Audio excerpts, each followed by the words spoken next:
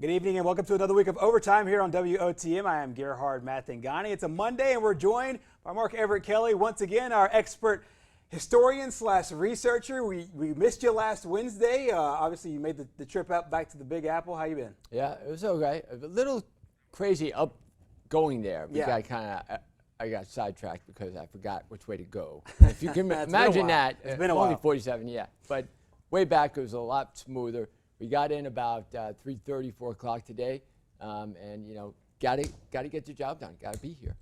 Absolutely. I'm glad you are back and glad you're here, and also glad that your Islanders won while you're up there. It's now 2-2 in that hockey series that you're talking about. That's one of many things in the sports world that we'll dive into. Obviously, the Atlanta Braves had a pretty good weekend overall, still struggling up and down a little bit overall. Have our Who's Better segment. That's normally a Wednesday segment. We'll bring it to today. Have a good, interesting one for you Braves fans out there on Who's Better. We'll also talk NBA playoffs, but we'll start today with a big blow to the NCAA as it refers to the current business model of college athletics. The NCAA, and of course the Supreme Court, have been talking for a very long time now about the model of sports.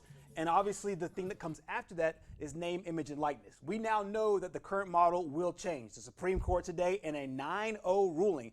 You rarely ever see a 9-0 ruling about everything, but this one, all the Supreme Court justices are on the exact same table and line as far as the antitrust laws as it relates to the NCAA. Long story short, essentially, is what they're saying is that the NCAA is not above the law. And being able to not let student athletes be able to make money outside of the books and the tuition that is currently offered right now by the NCAA. What is your take on this? And with Alabama being one of the states that will allow name, image, and likeness for players and athletes to be able to profit off their name, they will allow that as early as July the 1st. Yep. What does this move by the Supreme Court say to you? Well, I think the first thing that sticks out is we actually have the Republicans and Democrats on the Supreme Court agreeing 9-0. So what is it about conservative justices and the liberal justices? Exactly, they don't really have parties, but I know what you mean. Well, that's great. They shouldn't have parties, if you ask me.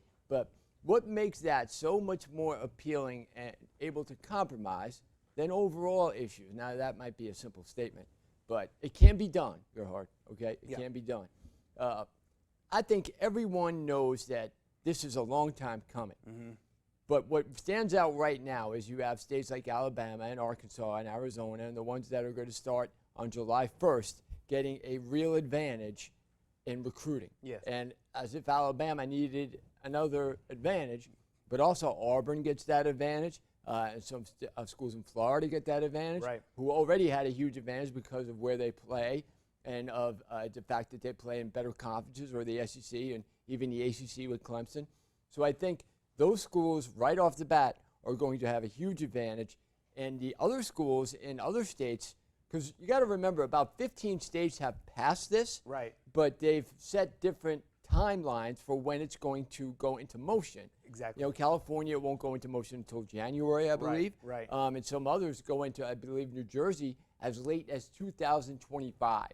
So even though you might have passed the law, it doesn't really help them in recruiting when you have schools like Alabama being able to put that into practice right away. Exactly. Justice Brett Kavanaugh came out and said, nowhere else in America can businesses get away with such actions. Under ordinary principles of antitrust law, it is not evident why college sports should be any different. The NCAA is not above the law. Given the take of where the Supreme Court justices stand right now, do you think that there is any chance that lawmakers can get together, whether it's in Congress or the Senate, and be able to put together something fast enough to beat out these schools, to beat out these states, as we've said, that have already ratified stuff to begin on July the 1st? In a word? Yeah. No. Same. And I don't think so either. And that's the reason why I do think we're headed for a weird mess. But if you're an Alabama fan or Auburn fan or Georgia fan or Florida State or Miami, it actually works well in your favor because you kind of will get a heads up on this. And I'm surprised that there's not more that have pushed. Maybe in Ohio or Michigan, places especially with good football. You push the legislation along a little bit further. So instead of saying, hey, we'll enact this in 2023, go ahead and say we'll enact this July 1st, 2021, just in case people in the Congress and in the Senate can't get the actual legislation pieced together in order to create an umbrella that is workable for everybody. I don't see that happening. Yeah. And I mean, I see, as a matter of fact, there might be some subversives working under the radar whispering in the ear of some of those senators, you might want to delay this a little more, from like Alabama, Auburn, or Florida State, because it gives them more of an advantage going forward. But I think you're going to have other states push that up. If they can do that, I think they should be able to push up their dates to whether it's January this year or whether all of them decide, you know what, since this started at those schools in those states, we're going to push to have it done right away so we don't lose that recruiting advantage, because they just won't stand for it. If you're in a Big 10 or if you're in a Big 12, you got a lot of problems coming if you don't find a solution to this really quick.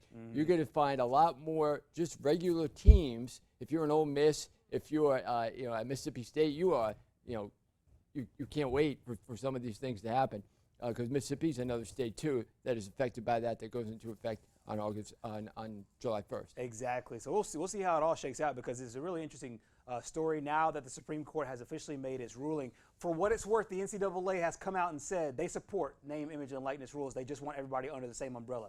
You can kind of halfway roll your eyes at that, because they've been blocking student athletes from making money off their name for the last 75 years. However, they do seem to be on board as of right now. So we'll see how it all shakes out in our nation's capital.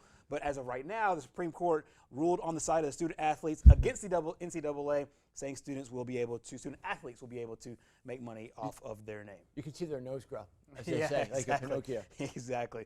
We'll see how it all shakes out over the next couple of weeks as they work that out in D.C. Coming up next here on Overtime, we'll go to Major League Baseball, where the Atlanta Braves had an up and down series this week. They'll start another one against a division foe. We'll talk about it coming up next.